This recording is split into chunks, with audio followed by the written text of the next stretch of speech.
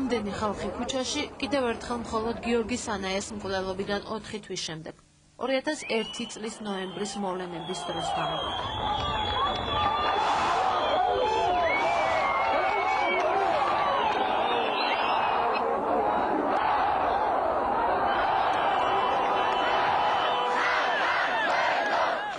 მაშინ 30 ოქტომბერს რუსთავიორში უშიშროების სამინისტროს რეიდს სახალხო მღელვარება. რამდენიმე დღეში კი მთავრობის მთელი შემადგენლობით გადაყენება მოხდა. თანამდებობა დატოვა გენერალურმა პროკურორმა გია მეფარიშვილმაც. თუმცა ტრიბუნიდან იგი დაჟინებით მოითხოვდა სიტყვის თქმის უფლებას. მომეცით საშუალება მე მოვაწოდო ინფორმაცია. მეფარიშვილის განცხადებით, იგი ამ გამოსვლაში მრავალ კითხვას გასცემდა პასუხს. რა ხდება, რა მოხდა, ვინ იდგა მის უკან? მეფარიშვილს სიტყვა არ მისცეს. იმავე საღამოს სახელმწიფო ტელევიზიის პირდაპირ ეთერში მეფარიშვილი კიდევ ერთხელ ცდილობს საქართველოს მოსახლეობას აუწყოს ის საიდუმლო, რის თქმასაც საკანონმდებლო ორგანოს ტრიბუნიდან აპირებდა. ეს მცდელობაც უშედეგოდ სრულდება. მეფარიშვილი ლაპარაკს იწყებს და პირდაპირ ტრანსლაცია წყდება. კიდევ რა უნდა ეთქვა მაშინ დამატებით უკვე გადამდგარგემ პროკურორს, რომელიც რუსთავიორს უკანონო ქმედებებში ადანაშაულებდა. მოგვიანებით დასკვნა, რომელიც მას საქაღალდეში ჰქონდა, გამოქვეყნდა, თუმცა საგაზეთო ვერსიაში უკვე აღარ იყო ის, რის შესახებაც საუბარი გია მეფარიშვილმა ეთერის გათიშვის შემდეგ დაიწყო. 2001 წლის 25 ივლისს რუსთავიორის ღამის კურიერის წამყვანის გიორგი სანაიას სახლში დაახლოებით ღამის 12-ის ნახევარზე შუქი მოულოდნელად დაინთო. ეს ფაქტი იქვე მეტროსთან მყოფმა პურის გამყიდველმა ნათელა ქართველიშვილმა შემთხვევით შენიშნა. სანაიები დაბრუნებულან, უთხრა გვერდით მყოფ ქალს გამყიდველმა. ამ დროს სანაია პირდაპირ ეთერში მუშაობდა, ხოლო მისი მეუღლე ხათუნა ჩხაიძე პატარა შვილთან სანდროსთან ერთად ბაკურიანში იმყოფებოდა დასასვენებლად. წესით ბინაში არავინ უნდა ყოფილიყო.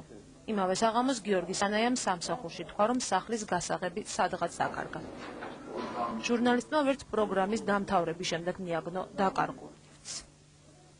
მეორე დღეს საღამოს გიორგი სანაია საკუთარ სახლში მოკლული იპოვეს. გარდაცვლილს ერთი ტყვია თავში ჰქონდა მოხვეტრილი ტყვის გულა კი კედელში გაჭედილიყო. იმავე დღეს ავტოსადგომის ერთ-ერთმა დარაჯმა, სადაც სანაია მანქანას აყენებდა, თქვა, რომ გვიან დაბრუნებულ ჟურნალისტს უცნობი ახლდა.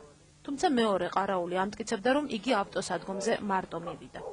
მოგვიანებით ამ უკანასკნელმა ჩვენება შეცვალა და გამოძიებას განუცხადა, რომ ეძინა და არავინ დაუნახავს.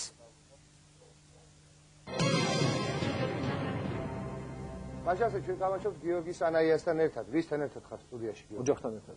ოჯახთან ერთად, როგორცანი ოჯახი? ასე იწყებოდა 2001 წელი სამაუწყებლო კომპანია რუსთავიორისათვის. ყველაზე მძიმე წელი მისი არსებობის მანძილზე. გამოვჩინებთ რუსთავიორის პირდაპირ ეთერში დღის მთავარ თემებს. გიორგი სანაია ერთ-ერთი ყველაზე პოპულარული წამყვანი იყო და არა მარტო რუსთავიორში, თუმცა იგი საკუთარ პროგრამაში განსაკუთრებული აგრესიულობით არ გამოირჩეოდა. პიროვნულადაც რბილი ადამიანის შთაბეჭდილებას ტოვებდა.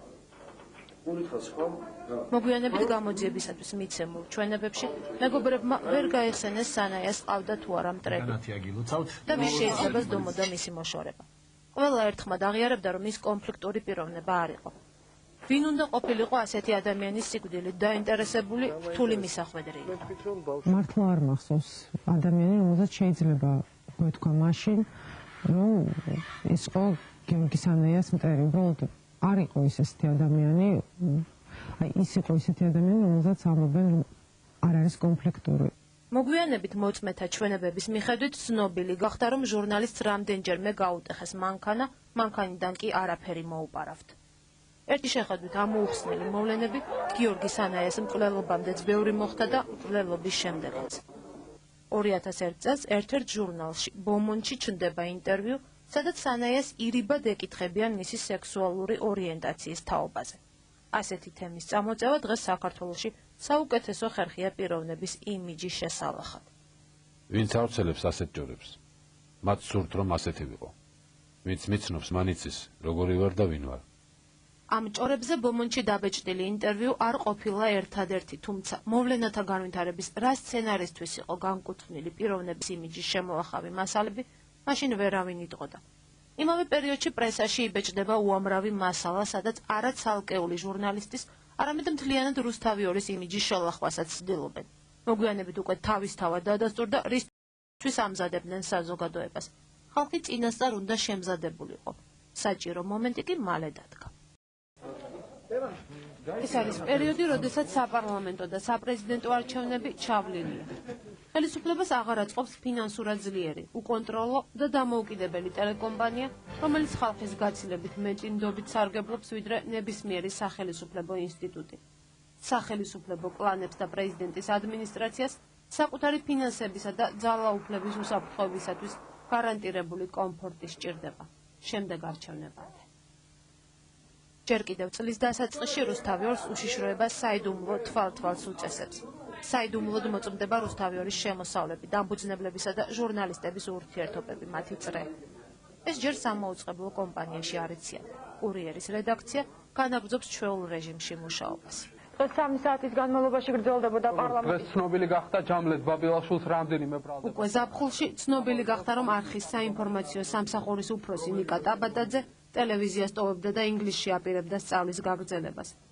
იმავე ზაფხულს მოლაპარაკებები იწყება გიორგი სანაიასთან და მის მეწყვილე ეკა ბერიძესთან, რათა დატოვონ რუსთავიორი და გადავიდნენ სახელმწიფო არხზე სამუშაოდ. შეთავაზებული ხელფასი იმდენად დიდი იყო, რომლის მსგავსი მანამდე საქართველოში მოქმედ არც ერთი ჟურნალისტისთვის არ გადაუხდიათ. ამავე დროს რა იგეგმებოდა უშიშროების სამსახურში ტელევიზიის წინააღმდეგ ეს მაშინ არავინ იცოდა. ზუსტად 2001 წლის აპრილში რუსეთში სპეცსამსახურებმა დამოუკიდებელი ტელეკომპანია NTV-ს განეიტრალება შესანიშნავად შეძლეს. პირველი პრეცედენტი უკვე არსებობდა. იმავე პერიოდში იწყება ანონიმური მუხარები ტელევიზიის თანამშრომლების მიმართ. ტელევიზიაში ვითარება უფრო და უფრო იძაბება. აშკარაა გარედან თანამშრომლების დემორალიზაციის მცდელობა. ამაზე თუნდაც პრესაში გამოქვეყნებული სტატიების სათაურები მეტყველებს. გიორგი სანაიამ პირველ არხზე გადასვლაზე უარი განაცხადა, იგი თავისი პროექტის ფორმატის შეცვლასა და განვითარებაზე რუსთავიორის პროდიუსერებთან ერთად სერიოზულად მუშაობდა. არათუ ქვეყანა საკუთარი თავი და მცირეოდენი. მკვლელობამდე 2 დღით ადრე სანაია სახლში მისმა ამხანაგმა ავთო პავლენიშვილმა მიიყვანა. მან შენიშნა თუ როგორ უთვალთვალებდნენ უცნობები მანქანიდან. პავლენიშვილი მოგვიანებით ჩვენებაში წერს. როდესაც გიორგი მოვიყვანა სადარბაზოსთან, შევამჩნია, რომ ჩვენ მოყვებოდა ავტომანქანა.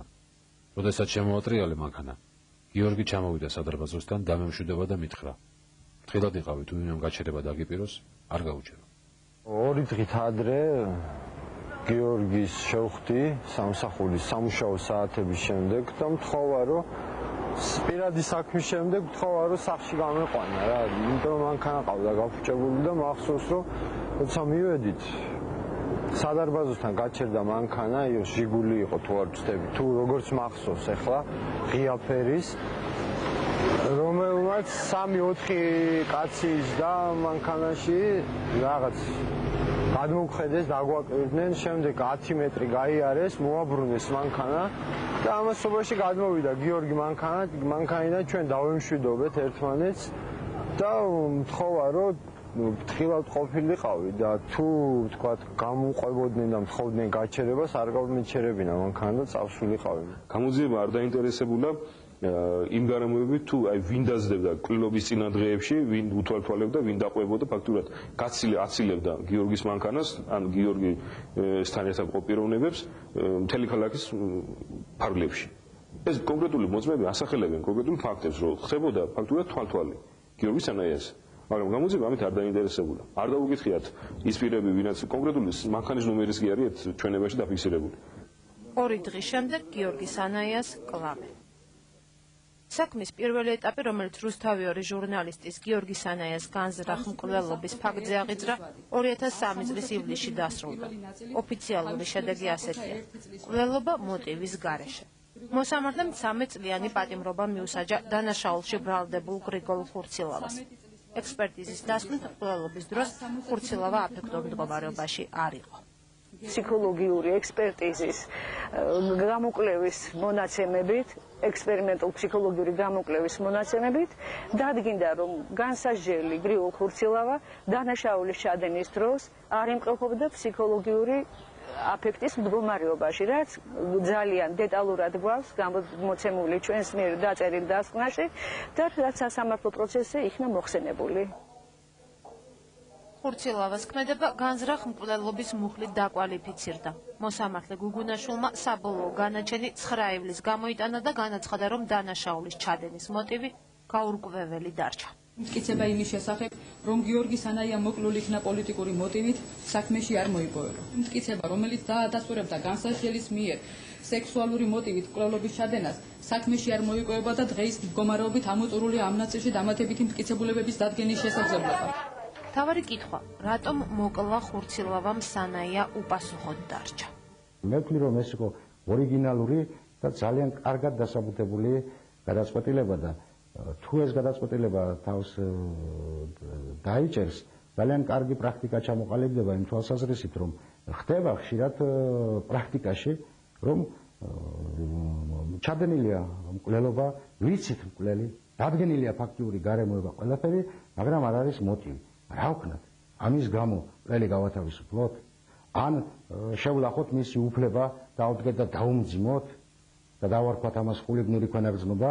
როცა ეს ასეთი რამ არ არის გამოკვეთილი, აი ამ გზით წავიდა სასამართლომ და მე მაინც საკმაოდ დასაბუთებულად მომეჩვენა და ძალიან ორიგინალურად მომეჩვენა და სწორ გადაწყვეტილებათაც. ფაქტურად მოტივი და მოტივზე მსჯელობა გამოძიების პროცესშივე უნდა დაწყებულიყო, მაგრამ იმდენად არაკვალიფიცირებად, იმდენად დარღვევებით არის და იმდენად მიკერძოებით არის გამოძიება თვითონ ნაწარმოები, რომ სასამართლომ უკვე ვეღარ შეძლო ფაქტიურად და არც მოინდომა. სურვილიც არ ქონდა სასამართლოს მოტივის დადგენისა და რა არის იცით თვითონ ის დარღვევები, რაც გამოძიებამ ჩაიდინა, რაც გამოძიებამ გააკეთა ის, რომ ექსპერტიზები ფაქტურად მოპოვებული არა უფლებამოსილი პირის მიერ, ფაქტურად დაუშვებელი მტკიცებულებებია.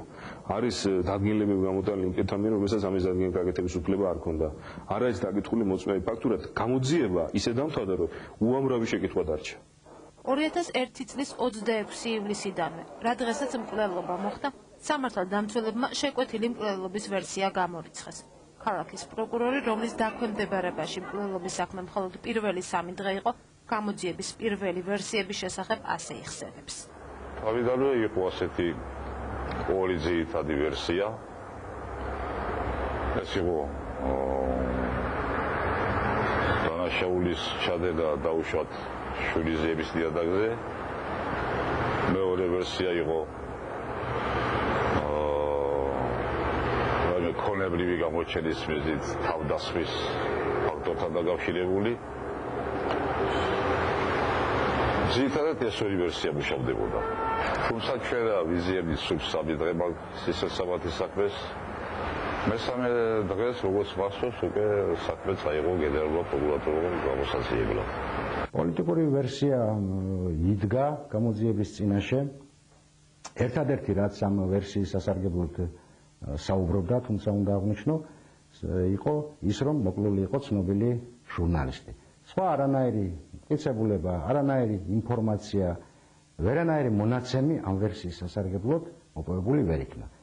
რამდენიმე ვერსია დამუშავდა, მათ შორის იყო ერთ-ერთი, რა თქმა უნდა, პოლიტიკური ვერსიაც, თუმცა საბოლოოდ ეს ვერსია დამუშავდა ბოლომდე და გამოირიცხა.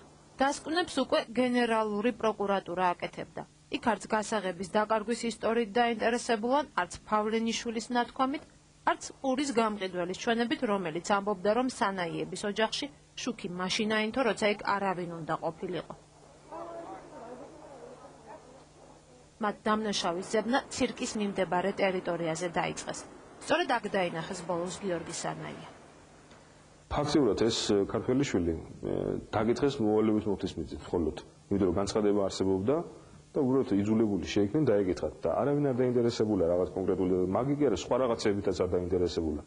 მე პურის ამბავზე მინდა მოგახსენოთ, რომ უკეთეს შემთხვევაში მე ასე მინდა დავიჯერო, რომ ქალბატონი ნათელა ქართველიშვილი კეთილსინდისი რაც ცდება, ან დროში ეშლება რაღაც, ან სხვა დროს ამბავი გადმოაქვს იმ დღევანდელ რეალობაში.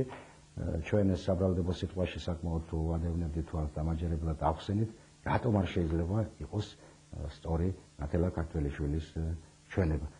ეს ამბები ასე არ დასრულებულა. ამის შემდეგ ყურის გამყიდველს უკვე უცნობი პირები ემუქრებიან. დღეს ნათელა ქართველიშვილმა მუქარების გამო ძველი საცხოვრებელი ადგილი შეიცვალა. წამოვედი სოფელში აქ.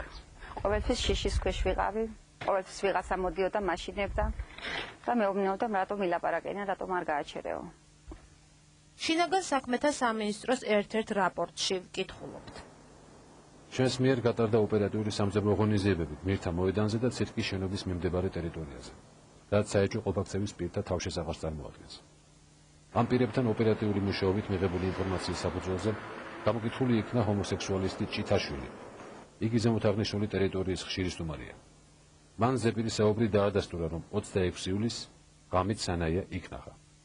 მოგვიანებით ჭითაშვილი ჩვენებაში აცხადებს, რომ მას კარგად ახსოვდა თუ ვინ ჩაისვა მანქანაში სანაიამ და დეტალურად აღწერს მის გარეგნობას. აგვისტოს თვეში დააპატიმრეს ვინმე დავით გელაშვილი, რომელსაც ჭითაშვილი დაუპირისპირეს. მან დაბეჯითებით განაცხადა, რომ სანაიამ სწორედ გელაშვილი ჩაისვა იმ ღამეს მანქანაში. გელაშვილის სხვა ჰომოსექსუალისტებმაც ამოიცნეს. საქმის მასალების მიხედვით გელაშვილის ჰომოსექსუალისტობის დასამტკიცებლად გამოძიება არაფერს ზოგავს. ყველობის მიზეზიც ბანალური და ძალზე უბრალო ხდებოდა. აი თქვი რომ შენ მოკალი, ჩვენ მაინც ვიცით რომ ეს ასეა. და თქვი რომ აი აღიარე რომ მოკალი. და ნუ ყველაფერი კარგად იქნება 2 წელიწადში რაღაც გარეთ იქნები ნორმალურად, ყველაფერი აქაც კარგად იცხოვრებ და გარეთაც კარგად იცხოვრებ. გელაშვილის მიერ მკვლელობის ჩადენის ისტორიას ყველა ირონიით უყურებდა გარდა ხელისუფლებისა. გელაშვილის ინტერვიუ, რომელიც რუსთავი 2-ის ეთერით გადაიცა, მთავრობის ხდომის განხილვის საგანი გახდა. მე პირადად თხოვნით მივარდი მასმედიასთან საზოგადოებას ამ მოგდომოდენ გვერდში. შედეგი მივიღეთ აბსოლუტურად განსხვავებული. უნდობლობა, დაცინვა და გუშინ კულმინაცია. მე გეკითხებით, ბატონო იურისტებო და გეკითხებით, ბატონებო და ქალბატონებო, რომელ ნორმალურ ქვეყანაში გინახავთ? დანაშაულის ჩადენაში ბრალდებული გამოდიოდეს ტელევიზიით და მთელს ქვეყანას უთხრობდეს, რომ ის დაკითხეს სანაიას მკვლელობასთან დაკავშირებით, რა საგამოძიებო მოქმედებები ჩაატარეს, ეს საქმე გაიხსნება, ეს არის ჩვენი ღირსების საქმე. ერთი ფრაგმენტი ღირსების საქმიდან. 24 აგვისტოს გენერალური პროკურატურის საგამოძიებო ნაწილის განსაკუთრებით მნიშვნელოვან საქმეთა გამომძიებელს რამაზ ლიპარტიას, რომელსაც მკვლელობის საქმე მიჰყავდა, საკმაოდ მკვახე მითითებას აძლევენ. სადაც ნათქვამია, რომ აღნიშნულ პირთა ჩვენებები ცალკეულ დეტალებში არადამაჯერებელი და წინააღმდეგობრივია, რადგანაც რიგი ფაქტები არ გამომდინარეობენ საქმის ფაქტობრივი გარემოებებიდან. ამასთან ისინი, როგორც ქუჩის კონტინგენტი, მორალური სახის და ცხოვრების წესის გათვალისწინებით ნდობას ნაკლებად იმსახურებენ და მათი ჩვენებებით მიღებულ მტკიცებულებებს კრიტიკული დამოკიდებულება და შეფასება სჭირდება. თავიდან გამოძიება ყველაფერნაირად მიმართული იყო იმისთვის, რომ გელაშვილისთვის, აი, ბოდიშ შემსული შეეტენათ ეს მკვლელობა, გელაშვილს დაებრალებიათ ყველაფერი და ფაქტურად მოწმეები, აი, ყველა ხელს ანდებს გელაშვილს. მოწმეები, აი, ვინც დაიკითხა გამოძიების პირველ ეტაპზე, საწყის ეტაპზე, ყველა ასახელებს გელაშვილს და ფაქტურად ამოცნობებიც კი აქვს ჩატარებული და ფაქტურად ადასტურებენ გელაშვილის რაღაც კავშირს ამ მკვლელობასთან. მაგრამ ხდება გაუგონარი რაღაც პროკურორი წერს წერილობით მითითებას და 2 დღის მერე ეს მოწმეები, რომლებიც ერთხმად ხმასშეწყობილად ადებენ ხელს გელაშვილს, ცვლიან ჩვენებას. ამ ისტორიის პარალელურად გამოძიება ცდილობს მკვლელობის კვალი რუსთავი 2-ისკენ წარმართოს. მეუბნებოდნენ, რომ წადი და რუსთავი 2-ში ეძებე, სად მიმოპარა მას გასაღები. უნდათ, რომ რუსთავი 2-ზე მომხდარიყო ამ მკვლელობის გადაბრალება. აგვისტოს თვეში გამოცემაში მართალი გაზეთი პროკურატურის ყოფილი თანამშრომელი და უშიშროების საბჭოს საინფორმაციო ანალიტიკური სამსახურის უფროსის ყოფილი მოადგილე თემურ კვირკველია აქვეყნებს სტატიას, სადაც აცხადებს, რომ სანაიას მკვლელობაში რუსთავი 2-ის ხელმძღვანელობა იყო დაინტერესებული. მიზეზს და გამო გიორგი სანაია კარგად იყო ინფორმირებული იმ მაკინაციების შესახებ, რაც რუსთავი 2-ის მეშვეობით ხორციელდებოდა. ბოლოს იგი იძულებული იყო სამუშაო სხვა კომპანიაში ეძებნა. ადვილი შესაძლებელია სწორედ ეს გახდა მისი სიკვდილის მიზეზიც. რაოდენ პარადოქსულიც არ უნდა იყოს, თუ ვინმე იყო სანაიას მკვლელობით დაინტერესებული, ეს პირველ რიგში სწორედ რუსთავი 2-ის ხელმძღვანელობა გახდა. ეს წერილი მოულოდნელი იყო. მოულოდნელი თუნდაც იმიტომ, რომ ამ ვერსიას სწორედ პროკურატურის ის თანამშრომელი ახმოვანებდა, ვინც მანამდე უშიშროების საბჭოს მდივნის ნუგზარ საჯაიას დაქვემდებარებაში იმყოფებოდა. თუმცა ამავე დროს აშკარა გახდა რას უმიზნებდა გამოძიება. ამავე დროს რუსთავიორის წინააღმდეგ შავი პიარი გრძელდება. პრესა რუსთავიორის მოსალოდნელი დაშლის შესახებ იუწყება. რა ხდება რუსთავიორში? გიორგი სანაიას ყრილობის შემდეგ ტელეკომპანია რუსთავიორში დიდი ცვლილებები დაიწყო. შეიცვალა გენერალური დირექტორი, საინფორმაციო სამსახურის უფროსი, რასაც ძალიან მალე წმენდა მოყვა. როგორც ბოროტიანები ამბობენ, მთელი ამ ამბების მიზეზი გახდა სრულიად ჩვეულებრივი თათბირი, რომელიც მოულოდნელად არაჩვეულებრივი შედეგებით დასრულდა. 10 ოქტომბერი ჟურნალი ბომონდი. ოქტომბრის ბოლოს კი უშიშროება კომპანიაში შედის. ხალხს, ვინც არხის დასაცავად გამოვიდა, მოტყუებული უწოდეს, ხოლო აქციებს სიტყვის თავისუფლების დასაცავად პოლიტიკოსების მიერ მართული. არავის უთქვამს, რომ პოლიტიკოსების აქციელი შექმნილი ვითარება თავის სასარგებლოდ გამოეყენებინათ, იმას არ ნიშნავდა, რომ რუსთავიორს არ ხურავდნენ და თანამშრომლებს ქუჩაში არ ერეკებოდნენ. დაი ნოემბრის ამბების დროს მოულოდნელად რამდენიმე საათის წინ გადამდგარი გენერალური პროკურორი გია მეფარიშვილი რუსთავიორში უშიშროების შესვლისა და გიორგი სანაიას მკვლელობის კავშირებზე საუბრობს. სცენარი სავარაუდოდ ასეთი უნდა ყოფილიყო. რუსთავიორის ფინანსურ მაქინაციებში ბრალდებას დაემატებოდა სანაიას მკვლელობა და ტელევიზიის ხელმძღვანელობას ორთა ჭალაში მდებარე საპყრობილისაკენ გაუყენებდნენ. როგორც ჩანდა, ამ შემთხვევაში ძიებისათვის მთავარი ამოცანა მკვლელის პოვნა კი არა, მკვლელობის საკუთარი ინტერესებისათვის გამოყენება იყო. მე უბრალოდ არ მაქვს უფლება წინასწარ გავახმოვანო მთელი რიგი. არა მარტო ინფორმაციები, არამედ დოკუმენტალური მასალა, რომელიც ამ საქმესთან დაკავშირებით არის უკვე მოპოვებული და ის ვერსია და ის მიმართულეები, რომელზედაც მუშაობდა შინაგან საქმეთა სამინისტრო და შინაგან საქმეთა მინისტრი, სრული პასუხისმგებლობით ვაცხადებ. ჩვენს მიერ იქნება გახსნილი. ამის შემდეგ მე მაინტერესებს ყველა მისი კოლეგის, ყველა იმ ადამიანის სახე. ტელევიზიაში უშიშროების შემოსვლას ხელისუფლებისათვის მოულოდნელად სახალხო მღელვარება მოჰყვა. მაშინ მთავრობა გადადგა, მათ თამაში წააგეს. სცენარი ჩავარდა. მაგრამ მოხდა გაუთვალისწინებელი რამ. გადამდგარი გენერალური პროკურორი ისევ ძველი სცენარით მოქმედებს. იგი აპირებს იმის თქმას, რაც არავინ უნდა მოესმინოს. უკაცრავად გია მეფარიშვილი მოგბრძანდა ჩვენ სტუდიაში და მე მგონი მას უნდა მივცეთ სიტყვა. ისმენთ ბატონია. თქვენ დღეს არ მოგეცათ სიტყვის თქმის საშუალება პარლამენტში. მოგესალმებით, ბატონებო და ქალბატონებო. ლევან, მოდი. მოგესალმებით, პატივცემულო ტელემაყურებლებო. მე მინდა ერთი თხოვნა. თხოვნის დავიწყოთ ჩემი მოსვლა. ალბათ ყველაზე უპრეანი იქნება თუ დღეს ჩემთან ერთად თქვენს გადაცემაში, რომელსაც პირადად მე ძალიან დიდ პატივს ვცემ, მონაწილეობას მიიღებს საქართველოს ყოფილი შინაგან საქმეთა მინისტრი. ახაც არ გამაძემობდანდა ჩვენთან ბატონო კახა. ბატონო გია, თქვენ შეგიძლიათ ამ შემთხვევაში ქვეყანა გადაარჩინოთ. თქვენ ამაზე უარი არ შეიძლება თქვა. მე მინდა კიდევ რამდენიმე კითხვას გავცე პასუხი. კი ბატონო. ეს კითხვები დაისვა და თუ თქვენ ჩათვლით მიზან შეწონებით. ბატონო გია, მთავარი კითხვა რისთვისაც აქ თქვენ მოგიწვიეთ, ეს არის დასკვნა. აქ არის შინაგან საქმეთა ყოფილი მინისტრი. რომელსაც თქვენ ითხოვდით. კი ბატონო. კი ბატონო, მე მინდა გავცე კიდევ რამდენიმე კითხვას პასუხი. მე ვიცი რომ თქვენ ძალიან გაწუხებთ. მე მოусმინე მათეს, მოусმინე თქვენ, მოусმინე ქალბატონ ირინას. მოусმინე გიორგი სანაიას მეგობრებს. და თუ ეთერი გაითიშა. რა ხდება ამ დროს სტუდიაში? იქ ჯერ კიდევ არ იციან ტრანსლაციის შეწყვეტის შესახებ. გია მეფარიშვილის ამ სიტყვებს ტელემაყურებელი უკვე ვეღარ ისმენს. და თუ ჩემი ინფორმაცია თქვენთვის საინტერესო იქნება, მე გამოძიების საიდუმლოებას არ გავამხელ. დიახ. მაგრამ კავშირი ერთი წუთი ორში ჩატარებული საგამოძიებო მოქმედებასთან და გიორგი სანაიას მკვლელობასთან დაკავშირებით ალბათ მას პასუხი უნდა გაქვს. თუ გაინტერესებს ეთერში არა ვართ უკაცრავად. კითხვა აქ იყო დასმული მე თუ ბატონო გია უნდა გაიმეოროთ ეს ყოფილი. როდიდან არ ვართ ეთერში და რა გავიმეოროთ რა ნაწილი? ერთი წუთი. შემოსვლის მერია.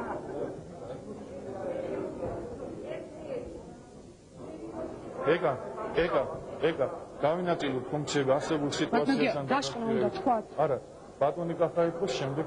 დაშყნა აუცილებელია, იმიტომ რომ უბრალოდ არ შეიძლება.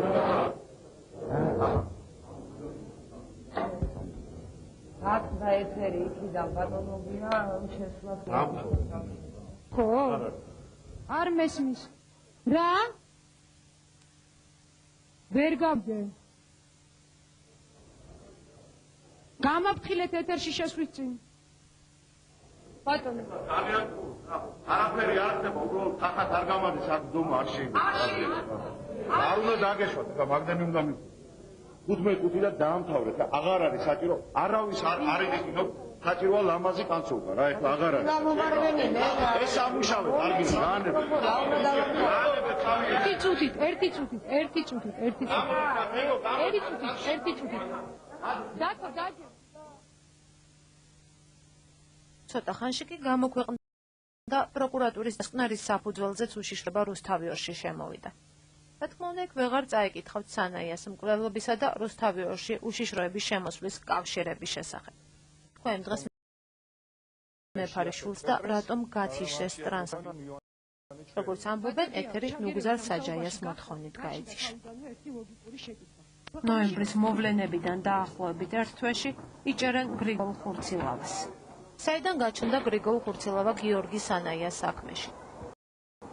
მაშინ ელამნახა.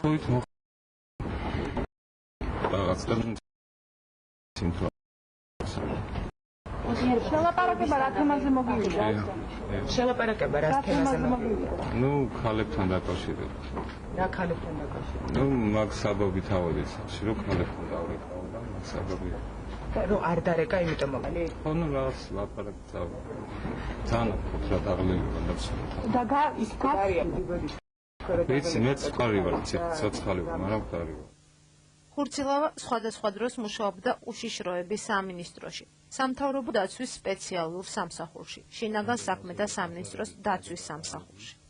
მას შემდეგ, რაც გელაშვილს ბრალდება ვერ წაუყენეს, ნოემბრის მოვლენებამდე 2 თვით ადრე, სექტემბერში, რუსთავიორის ოფისში მოდის ვინმე მალხას ხვედელიანი, რომელიც არხის გენერალურ დირექტორს ნიკა ტაბადაძეს $15,000 სანაცვლოდ მკვლელის ვინაობის დასახელებას პირდება.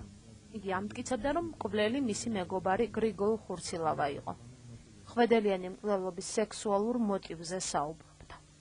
შეხვედრა შედგა და ხვედელიანი ძალიან ნერვიულობდა. აი, პროსტოშა ესეთ რეჟიმში მიდიოდა ეს საუბარი და მან მოყვა ეს ისტორია, თუმცა აი ცოტა სხვაგვარად იყო, მან არ ახსენა მაშინ ცირკის ტერიტორია, მან ახსენა, რომ გოლიათების მაღაზიასთან გაიცნო, იქ უყიდა ლუდი და როდესაც ჩვენ ვკითხეთ, ნუ ეს ისტორია ყველაფერი მოყვა აბსოლუტურად იგივე, რომ გიორგი მითხრა, რომ არა მე არა ვარ გიორგი სანაია და ასე შემდეგ და როდესაც ჩვენ ვკითხეთ, რომ რატომ მოყვა ის მოტივი, რაც იყო სასამართლოზე. ხვედელიანმა შემოთავაზებაზე თანხმობა მიიღო. მას გაუკეთეს ფარული კამერა და ხურცილავასთან გააგზავნეს. ხურცილავასთან მისვლის შემდეგ კამერა გამოირთო. თუმცა ცუდი ხარისხის აუდიო ჩანაწერი მაინც გაკეთდა. უკან მობრუნებულმა ხვედელიანმა განაცხადა, რომ კამერა შემთხვევით გაეთიშა.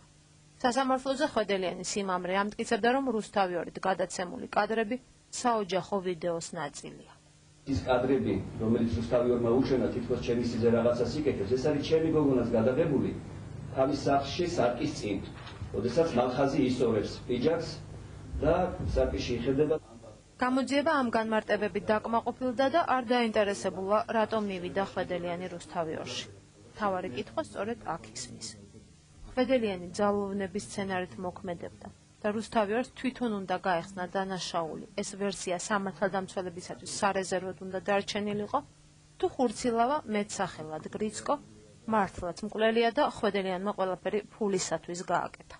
მანამდეც და თუ საჭირო იქნება მე ვიტყვი ამ ადამიანების გვარებს და სახელებს და მე ვიცი ისინი დღემდე სად მუშაობენ და მე მგონია რომ ჩვენს ხელისუფლებას სწორედ რომ არ მოეწონებათ ამ ადამიანების სახელების და გვარების ხსენება, ის დაბალი რანგის მოხელებიან, რომლებიც მოდიოდნენ და ამბობდნენ, მე ვიცი ვინ მოკლა გიორგი სანაია და მოტივი იგივე და ზოგი ამბობდა რომ მე ამას ეთერშიც ვიტყვი. ანუ თავარი ეს იყო თეთრი ძაფით ნაკერი, ეს იყო თავარი ხაზი რომ ეს მოტივი რამენერად უნდა გასულიყო თქვა რუსთავი 2-დან. ხურცილავა შეიძლება მართლაც მკვლელია, მაგრამ სამართალდამცავებს ამ შემთხვევაში სურდათ მკვლელობის დამკვეთები რუსთავი 2-ში ეპოვათ. გადადგომამდე ცოტა ხნით ადრე თარგამაძემ ამცნო ჟურნალისტებს, რომ მკვლელობა თითქმის გახსნილია. სადაც რამდენიმე დღეში სამაუწყებლო კომპანიაში უშიშროების შემოსვლა მოხდა. უახლოეს დღეებში გამოცხადდება ის ინფორმაცია, რაც შეეხება გიორგი სანაიას მკვლელობას. სპეციალურად შევიდა შინაგან საქმეთა მინისტრი. ესე ძალიან ადვილია, ნანა, მაგის გაკეთება თუ გინდა სიმართლე. თუ ამის აუცილებლობა იქნება, რომ იქიდან ბოროტმოქმედი იქნება, გამოსაყვანი აუცილებლობა. ბოროტმოქმედების თუ ჩართვალეთ, რაც მოხდა ჩავატარებთ ღონისძიებას და სულ ყველას წამოგიყვანთ ნანა. მე გამოძიების საიდუმლოებას არ გავამხელ. დიახ. მაგრამ კავშირი რუსთავი 2-ში ჩატარებული საგამოძიებო მოქმედებასთან და გიორგი სანაიას მკვლელობასთან დაკავშირებით ალბათ მას პასუხი უნდა გაჩნდეს. თუ ეთერში არა ვარ, უკაცრავად. გრიგოლ ხურცილავა სწორედ მეფარიშვილის და თარგამაძის გადადგომის შემდეგ დააკავეს. თარგამაძის ყოფილმა მოადგილემ, ახლა კი შინაგან საქმეთა მინისტრმა კობან არჩემაშვილმა მაშინვე განაცხადა, რომ არ იცოდა თარგამაძის გახსნილ საქმეში ფიგურირებდა თუ არა ხურცილავა. მე მინდა გითხრათ, რომ მე ვერავითარ შემთხვევაში ვერ გავცემ პასუხს იმ კითხვაზე, არ ვიცი, ალბათ ბატონი უზარიც, რომელიც ესე ვთქვათ, მე არ განიცხადებიან, მე ვიღეთ ამაზე ბატონმა კახამ უნდა განაცხადოს, მე ამის შესახებ არ ვიცი ვის გულისხმობდა. მალევე ქვეყნდება ამერიკის გამოძიების ფედერალური ბიუროს მასალები, სადაც ნათქვამია, რომ სანაიას სახლიდან ამოღებულ ლუდის ბოთლზე ხურცილავას თითის ანაბეჭდები აღმოაჩინეს. მაგრამ ამ მასალებს კიდევ ერთი ფაქტი დაერთო. ფედერალურმა ბიურომ სანაიას სახლიდან ამოღებულ ნივთებში გელაშვილის კვალსაც მიაგნო.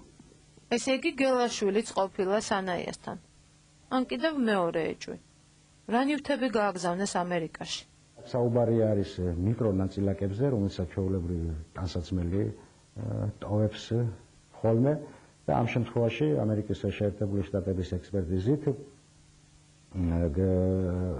გელაშვილის შარვალზე და გიორგი სანაიას ბინიდან ამოღებულ ბალიშის პირზე აღმოჩნდა ერთგვაროვანი ნაწილაკები დატოვებული, ამას მიაქციეთ ხუთყურებდება, დატოვებული მესამე წყაროსაგან. ანუ ამ ორ საგანს ერთმანეთთან კი არ ქონია კონტაქტი, არამედ მათ ჰქონდათ მესამე დაუდგენელ წყაროსთან. ეს შეიძლება შემთხვევითი მოვლენაც იყოს, იმიტომ რომ დღის განმავლობაში უამრავ ადამიანს გვიხდება ერთ და იმავე საგანთან კონტაქტი და იმ საგნის მიკრონაწილაკები და ბოჭკოები შეიძლება აღმოჩნდეს თქვენს ტანსაცმელზე, ჩემს ტანსაცმელზე, ისე რომ საერთოდ არ ვიცნობდეთ ერთმანეთს. ფაქტურად პიროვნება შეიცვალა.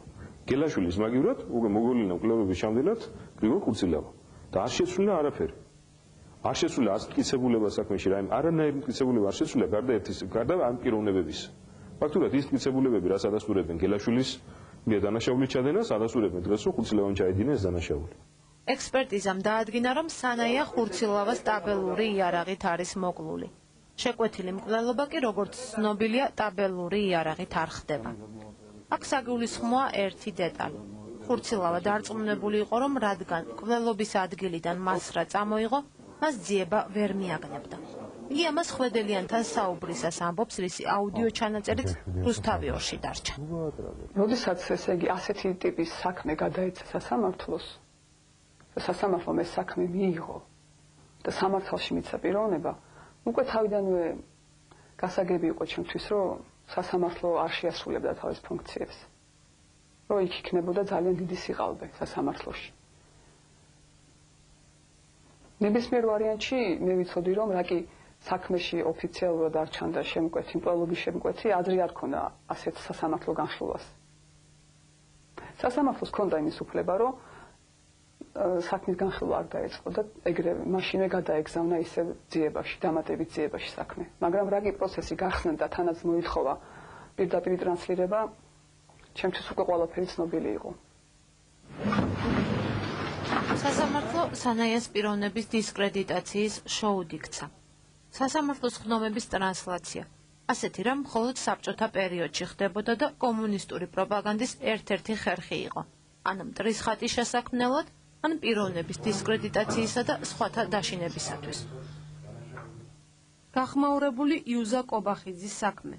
პეტრე გელბახიანის საქმე, თვითმფრინავის გამტაცებელთა საქმე, სოლიკო ხაბეიშვილის საქმე და ბოლოს სანაიას საქმე. უკვე დამოუკიდებელ საქართველოში. სტილი დაცულია. მნიშვნელოვანია, რომ სახელმწიფო არხი პირდაპირ ეთერში მას შემდეგ იწყებს პროცესის გადაცემას, როდესაც მოწმეები უძრავი ორის ჟურნალისტის პირადი ცხოვრების დეტალებსა და მკვლელობის სექსუალურ მოტივზე იწყებენ საუბარს. მოწმეები ერთმანეთს ეთერში უსმენდნენ და შემდეგ ჩვენებებს იმეორებდნენ. არნახული გამჭვირვალობა, ტელეეკრანებთან მიმსხდარი 100,000-ობით მაყურებელი და უპასუხო კითხვა. ასეც რომ იყოს, ჰომოსექსუალისტობის გამო ხომ არავის კლავენ, რაღა მაინც და მაინც სანაია მოკლეს. რისთვის მოეწყო შოუ სექსუალურ მოტივებზე თუ სასამართლო მოტივს არ დაამტკიცებდა. გრიგოლ ხურცილავას საქმე ზემდგომ ორგანოშია გასაჩივრებული. არც სასამართლოს, არც გამოძიებას არ აქვს პასუხი მთავარ კითხვაზე. რატომ მოკლეს გიორგი სანაია? არ დაინტერესებულა გამოძიება რა ვითარებაში დაეკარგა გიორგი სანაიას სახლბინის გასაღები. არ დაინტერესებულა გამოძიება რა ვითარებაში დაეკარგა მარტის თვეში გიორგის ყველანაირი დოკუმენტი რაც გააჩნდა. რატო ტყდებოდა გიორგის მანქანა? არ დაინტერესებულა გამოძიება. შესაძლოა ხურცილავამ მკვლელობა მართლაც ურთიერთშელაპარაკების ნიადაგზე ჩაიდინა. შესაძლოა მართლაც მოეჩვენა ნათალა ქართველიშვილს სანაიების ბინაში შუქის ანთება. შესაძლოა მართლაც შემთხვევით დაკარგა გიორგიმ გასაღები. შესაძლოა სანაიას მართლაც შემთხვევით გაუტეხეს მანქანა და არაფერი მოუპარავთ. შესაძლოა პავლენიშვილს მოეჩვენა რომ უთვალთვალებდნენ. შესაძლოა დარაჯმა დაპირისპირებაზე მართლაც ვერ იცნო ხურცილავა და ამის შემდეგ შემთხვევით გარდაიცვალა. შესაძლოა მეორე დარაჯს მართლაც ეძინა და მეორე ჩვენებაში სიმართლე თქვა რომ მას არავინ უნახავს. შესაძლოა მოგვიანებით სასამართლომ მართლაც ვერ დაადგინა მკვლელობის რეალური მოტივი. შესაძლოა გია მეფარიშვილი სხვა რამეს გულისხმობდა, როცა პირველ არხზე სანაიას მკვლელობას შეეხო. შესაძლოა უშიშროების საბჭოს თანამშრომლები შემთხვევით წერენ საგაზეთო სტატიებს. შესაძლოა ხვედელიანს მხოლოდ მეგობრის ხარჯზე უნდოდა ფულის გაკეთება. შესაძლოა გიორგი სანაიას მკვლელობა და რუსთავის წინააღმდეგ მიმდინარე კამპანია დამთხოვა. შეიძლება დღესაც სრულიად შემთხვევით ვაწყდებით საღებავებით აჭრელებულ ქუჩებს და შეიძლება გვეჩვენება, რომ თავისუფალ სიტყვას საქართველოში რამე ემუქრება. ასე ყველაფერი შეიძლება.